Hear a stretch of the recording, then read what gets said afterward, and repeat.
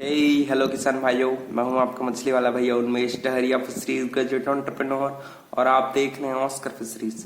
किसान भाइयों, क्या ऐसे हो सकता है कि हम लोग सिर्फ 6 महीने में अपने मछलियों को तैयार कर सकते हैं? जी बिल्कुल।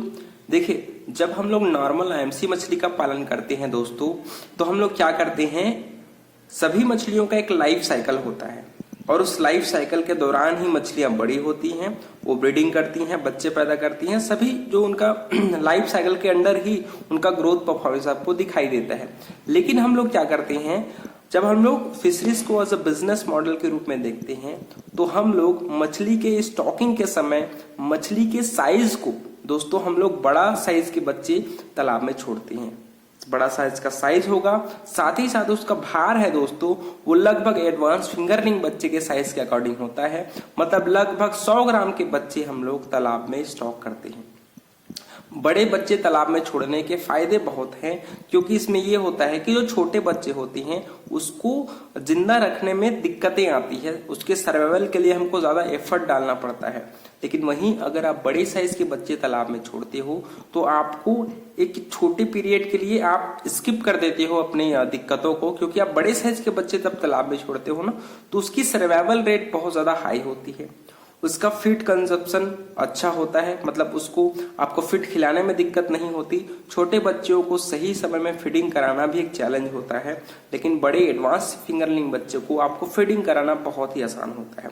इसकी सर्वाइवल रेट अच्छी होती है और इसकी मोर्टेलिटी बहुत ही कम होती है। इस वजह से जितना बच्चे आप तालाब में छोड़ते हो एडवांस फिंगरलिंग साइज के, उतने बच्चे ही आपको लास्ट में बड़े आपको दिखाई देंगे, मोर्टेलिटी बहुत ही कम होती है। इस वजह से बड़े साइज के बच्चे आपको तालाब में छोड़ने चाहिए।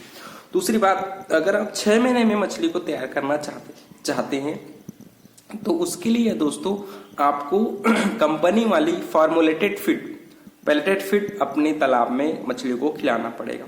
यह होता है जब हम लोग प्राकृतिक भोजन पर मछली पालन करते हैं, फार्म मेड फीड पर मछली पालन करते हैं, तो उसका कल्चर पीरियड आपने देखा होगा कि 8 महीने से नीचे आप किसी भी मछलियों को तैयार नहीं कर पाएंगे अगर आप कंपनी वाले फीड ना खिलाएंगे। उसकी जगह आप फार्म मेड फीड खिलाएंगे या फिर आप फर्मेंटेशन प्राकृतिक भोजन पर ज्यादा फोकस करेंगे। तो मेरे हिसाब से अगर आप 6 महीने में ही मछलियां तैयार करना चाहते हैं तो उसके लिए आपको कंपनी वाली पेलेटेड फीड तालाब में डालना बहुत ही जरूरी है।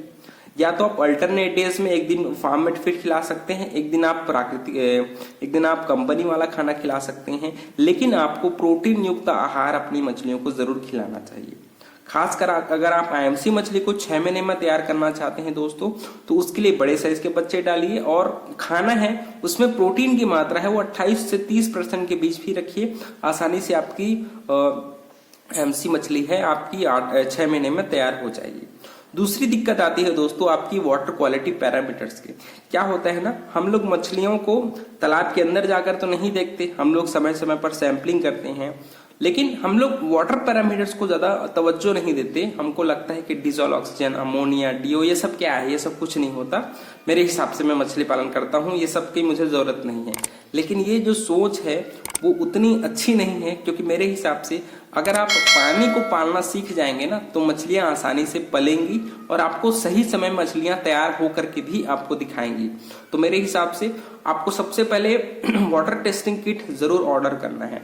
वाटर टेस्टिंग किट क्या करती है, आपके वाटर पैरामीटर्स को सही लेवल में मेंटेन रखने के लिए आपको एक आईना दिखाती है कि आपके वाटर पैरामीटर्स इतने नीचे हैं या फिर उतने ऊपर हैं।